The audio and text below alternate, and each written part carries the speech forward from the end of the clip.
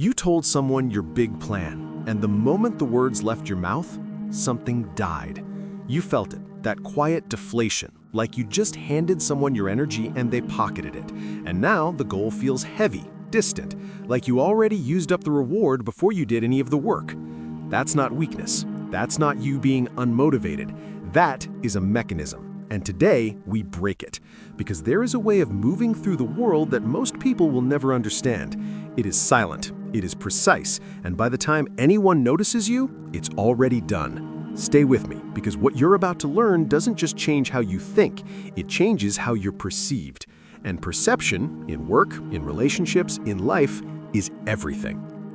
We live in a world addicted to noise. Post the morning, announce the plan, share the journey, document the struggle.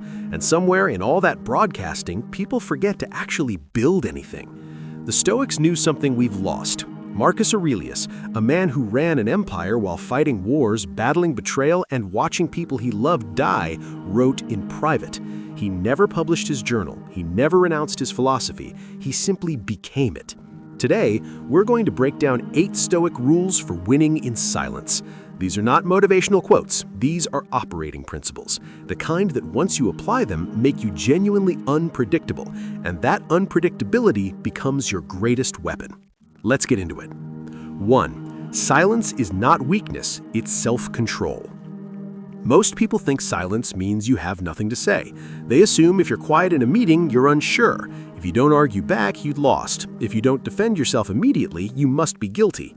That's how shallow the world has become. But Stoicism teaches something different. Marcus Aurelius wrote, "The best revenge is not to be like your enemy." Read that again. Not overpower them, not embarrass them, not destroy them. Simply refuse to become them. Let's bring this into real life. You're at work. A colleague subtly undermines you in front of others. You're in a family discussion. Someone throws a sarcastic comment at you. You're online. A stranger disrespects you in a comment section. Your chest tightens. Your heart rate rises. Your mind starts building the perfect comeback. You want to respond immediately because reacting feels powerful. But it's not. It's predictable. And predictable people are easy to control. Silence in that moment is not weakness, it's restraint under pressure. It's the ability to feel the emotion and not let it hijack your behavior. That is self-control, and self-control is the foundation of every other strength. If you can't control your tongue, you can't control your life. If you can't control your emotions, you can't control your decisions. If you react to every provocation, you're being led, not leading. Here's what most people don't understand. When you stay silent during disrespect, you create psychological imbalance. The other person expects reaction. They're prepared for resistance. They're ready for escalation. But when you don't give it, they feel exposed. They talk more. They over-explain. They reveal insecurity. Meanwhile, you remain steady.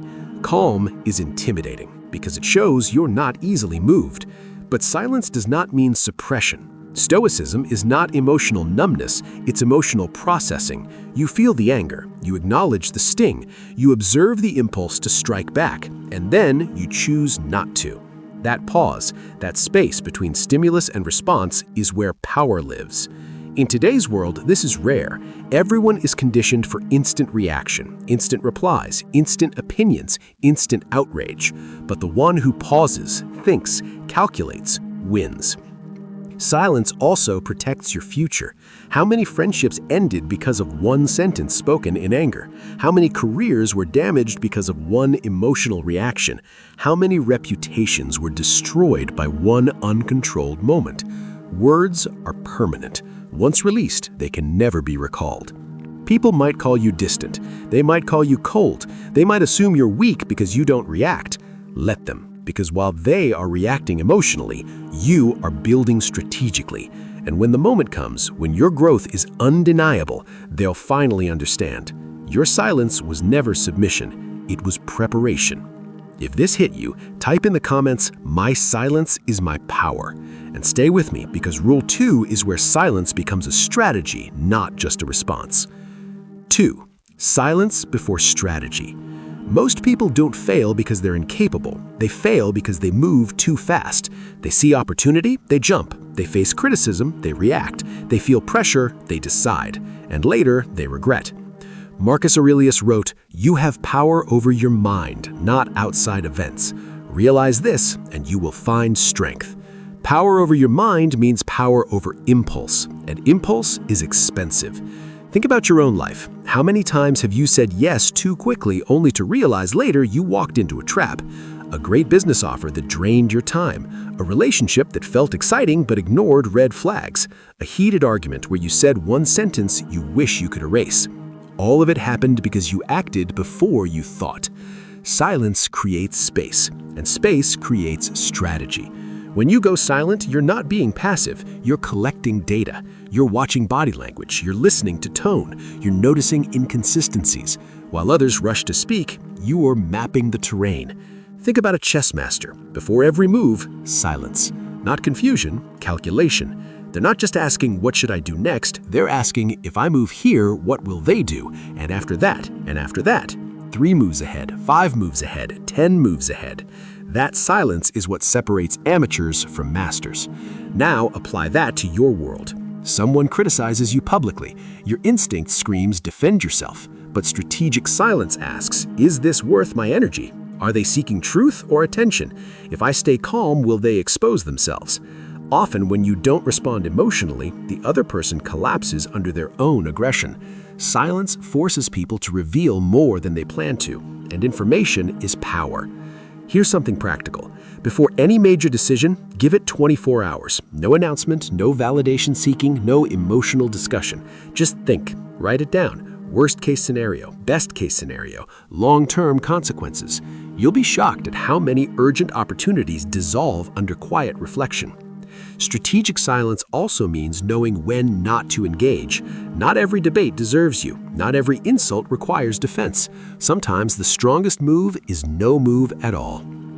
Because movement without clarity is chaos, but movement after silence, that's precision. If you're getting value from this, hit subscribe. We break down philosophy that actually works in real life. Now let's keep going, because rule 3 is the one nobody wants to hear. 3. Deep thinking means questioning yourself first. Here's the uncomfortable truth. Most people don't avoid failure, they avoid mirrors. It's easier to blame your boss, easier to blame your partner, easier to blame your childhood, easier to blame the system. Anything but asking, what if it's me? Marcus Aurelius wrote something that most people gloss over. When you wake up in the morning, tell yourself, the people I deal with today will be meddling, ungrateful, arrogant, dishonest, jealous, and surly. But I have recognized that the wrongdoer has a nature related to my own. That last line is powerful. A nature related to my own. He's saying the flaws you see in others exist in you too. That's deep thinking. Not analyzing the world, analyzing yourself within it. Think about the last conflict you had. You probably replayed what they said, what they did wrong, how they disrespected you. But did you ask, did I escalate this? Did my ego need to win? Did I listen or just wait to respond? Was I seeking truth or validation? Those questions hurt. That's why most people never ask them. The Stoics practiced nightly self-examination, not motivational journaling, brutal reflection. Where did I lose control today? When did emotion override reason? Where did pride cost me growth? This wasn't self-hate, it was self-mastery. Because if you can't examine yourself honestly, you can't improve deliberately. Most people do the opposite. They justify, they rationalize, they twist the story so they're always the victim. And in protecting their ego, they sabotage their evolution. Because here's the reality. If the same problems keep following you into different jobs, different friendships, different relationships, at some point you have to ask, am I the common denominator? Deep thinking means confronting your blind spots. We all have filters, past pain, past rejection, past insecurity. Those filters distort how we interpret situations. Maybe your boss wasn't disrespecting you. Maybe you're hypersensitive to authority because of past experiences. Maybe your partner wasn't attacking you. Maybe your pride can't handle feedback. Deep thinking asks, am I seeing reality clearly or through the lens of my wounded ego? This level of honesty is rare because it strips excuses, and excuses are comfortable. But here's the shift. When you blame the world, you stay powerless. When you question yourself, you reclaim control. Every night, ask yourself 3 questions. Write them down. Where did I act from strength today? Where did I act from ego? What will I improve tomorrow? No judgment, just awareness. Over time, patterns will reveal themselves. The same triggers, the same reactions, the same weaknesses. And once you see them clearly, you can dismantle them. Most people live on autopilot. Deep thinkers live intentionally, and the person who questions themselves first becomes unstoppable. 4. Think beyond the moment. Most people live trapped inside the next 5 minutes. They eat what feels good now, they say what feels powerful now, they quit what feels hard now, and then they wonder why their life feels weak later. They don't lack intelligence, they lack perspective. Marcus Aurelius said, "Confine yourself to the present." At first, that sounds like the opposite of long-term thinking, but here's what he meant. Don't be anxious about what you can't control. Don't be haunted by what already happened, but absolutely control the decision you're making right now, because that decision shapes the future. The present moment is the only place where the future is built. Most people only see the first ripple of their choices. They eat junk food, it tastes good. They skip the workout, they feel relieved. They fire back during an argument, they feel dominant. Immediate reward, but they don't see the second ripple or the third. That junk food becomes a habit. That skipped workout becomes a lifestyle. That emotional reaction becomes a reputation. Deep thinkers don't just ask, how does this feel right now? They ask, where does this lead? That question changes everything.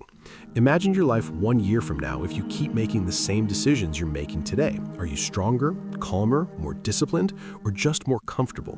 Thinking beyond the moment means stepping outside yourself. You ask, if I tolerate this behavior now, what pattern am I creating? If I choose comfort today, what version of myself am I reinforcing? If I react emotionally here, what identity am I building? Because identity is not formed in dramatic moments, it's formed in repeated small choices. One cigarette doesn't destroy your health, but repeated indulgence does.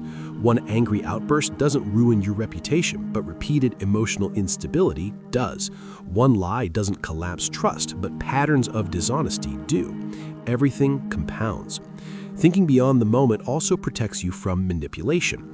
Manipulators work in the present tense. They trigger your anger, they bait your pride, they rush your decisions, because urgency kills clarity. But when you pause and ask, what happens after this, you break the spell. You see who benefits from your reaction, and suddenly you're no longer controllable. Stop living for emotional wins. Start living for long-term dominance. Because thinking beyond the moment is only half the equation. The next rule is about what you do with that clarity and why the quietest wins are always the ones that last. 5. Quiet wins last longer. Everybody loves the spotlight, the championship photo, the viral announcement, the public applause. But here's what most people don't realize. The louder the victory, the heavier the target. Marcus Aurelius said, "It is not death that a man should fear, but he should fear never beginning to live." Beginning to live doesn't mean performing your success. It means building something real, even if no one claps. Most people don't actually want success. They want the appearance of success. They want to be seen winning. But loud victories come with invisible costs. Think about lottery winners. They celebrate loudly, they upgrade visibly, they announce it proudly, and suddenly old friends reappear, new opportunities appear, jealousy appears, expectations multiply, pressure multiplies, and within years, many of them collapse financially because noise attracts predators. Now compare that to someone who quietly builds wealth over decades. No flashy posts, no dramatic celebrations, no need for validation, just systems, discipline, compounding effort. Nobody watches them rise, but nobody can take them down either. Quiet wins last longer because they're rooted in substance, not spectacle. When you win loudly, you create pressure. Pressure to repeat it, pressure to maintain it, pressure to outperform your own highlight. You become a prisoner of your peak moment. But when you win quietly, you stay free, free to evolve, free to fail privately, free to improve without public judgment. There's also a psychological truth here. When you announce your success too early, your brain rewards you too early. You get dopamine from the applause, from the likes, from the praise, and your hunger weakens.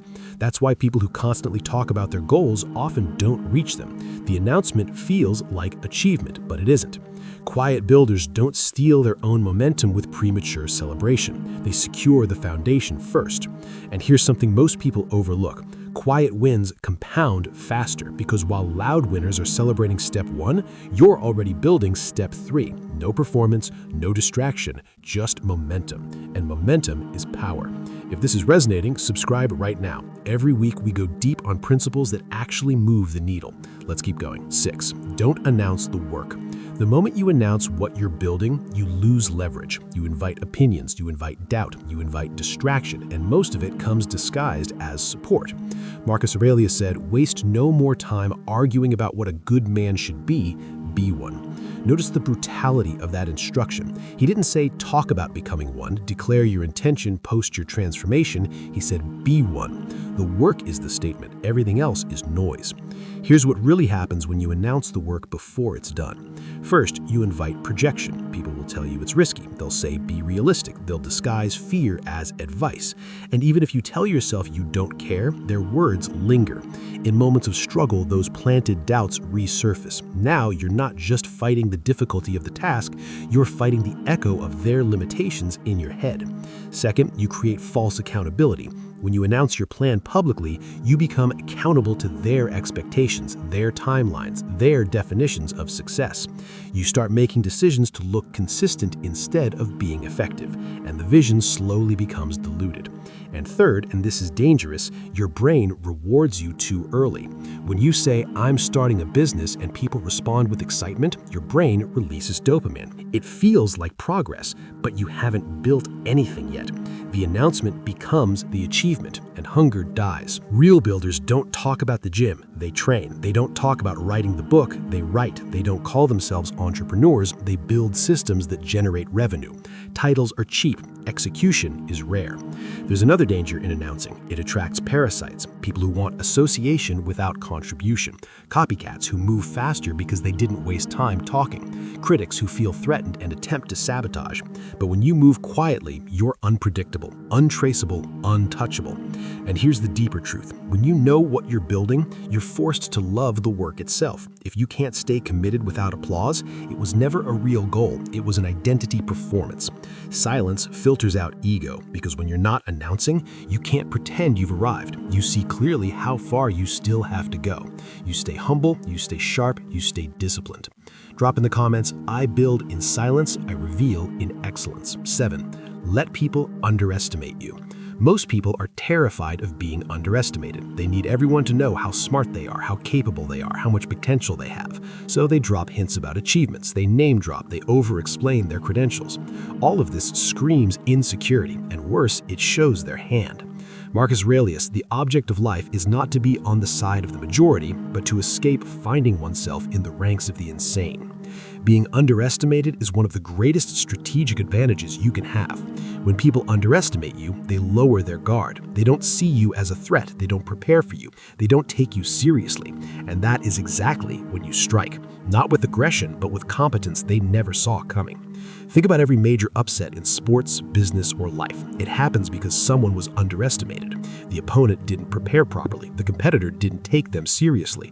And that underestimation created the opening for victory. When you let people underestimate you, you're playing a different game entirely. You're not seeking approval, you're gathering information. While they're dismissing you, you're observing them. While they're underestimating your capabilities, you're understanding their weaknesses. While they're being loud about their superiority, you're being quiet about your preparation. Being underestimated also removes pressure. When nobody expects much from you, you're free to work without the burden of expectations. You can experiment, you can fail privately, you can learn without judgment. This freedom accelerates growth. Let's get specific. You walk into a negotiation. The other side has underestimated you based on your age, your appearance, your background. Your first instinct might be to correct that immediately, to establish credibility, to prove you belong at the table. That's a mistake. Instead, let them underestimate you. Let them think they have the upper hand. Listen more than you speak. Ask questions that seem simple but reveal crucial information. Watch how they behave when they think they're in control. And then, at the critical moment, reveal that you understood everything all along. You knew their position better than they did. You saw through their strategy. You prepared for scenarios they didn't even consider. The shock of that reversal is devastating to their confidence, and you win because they never prepared for the real you. The less you need to prove, the more you actually prove. Insecurity announces itself. Confidence is silent. Rule 8 is the final one, and honestly, the hardest, because this one asks you to do something most people find genuinely terrifying. 8. Win without needing applause. The ultimate test of character is simple. Can you win when nobody's watching? Can you do the right thing when there's no credit? Can you build something meaningful when there's no audience? Marcus Aurelius wrote, "You could leave life right now. Let that determine what you do and say and think." Most people are addicted to applause. They need validation. They need recognition. They need someone to witness their effort and confirm its value. But here's the brutal truth. If you need applause to keep going, you're not driven by purpose. You're driven by ego. And ego-driven achievements crumble the moment the applause stops. Think about why you really do what you do. Strip away the Instagram posts, the potential praise, the imagined recognition. If nobody ever knew, would you still do it? If there was zero chance of external validation, would the work still matter? That question reveals everything about your motives. When you need applause, you become a slave to opinion. You make decisions based on how they'll look, not whether they're right. You choose paths that get attention over paths that create real value. And over time, you build a life that looks impressive but feels empty.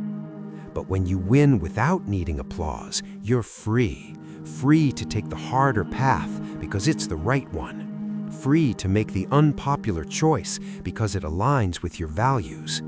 Free to work on things that matter even if nobody notices. That freedom is power. Let's make this concrete. You're working late on a project. Nobody will know you stayed late. Your boss won't see it. Your colleagues won't praise it. There's zero external reward. Do you still give it your best effort? Do you still refine that detail nobody else will notice? Do you still push for excellence when mediocrity would go undetected? If you need applause, the answer is no. You coast. You do enough to get by. You save your real effort when someone's watching. But if you win without needing applause, you give your best because your standards demand it, not because someone's measuring. Do you eat healthy when nobody's around to see it? Do you keep your word when breaking it would go unnoticed? Do you stay disciplined when there's no one to hold you accountable? These private victories are the ones that actually build character. The public ones just reveal it.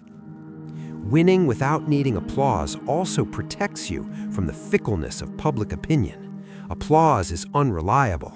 Today's hero is tomorrow's villain.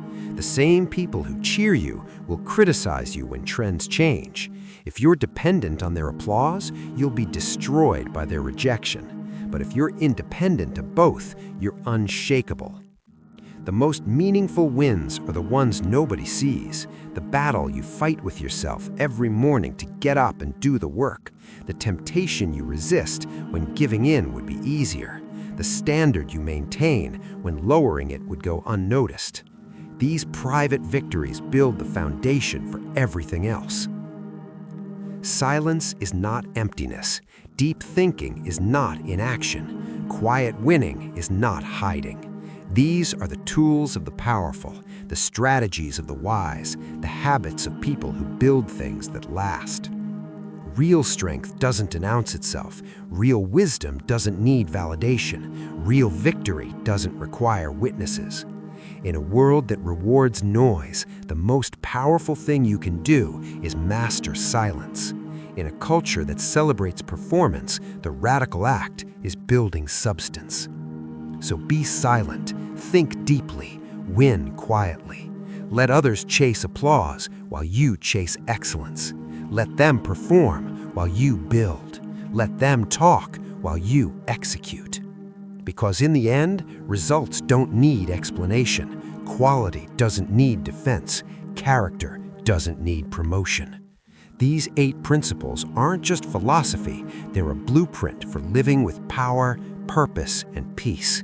Master them, and you'll move through life with a clarity most people never find.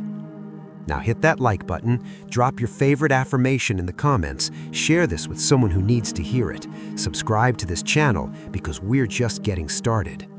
The journey to mastery is long, but every step matters. Post your commitment in the comments. I and the quiet storm.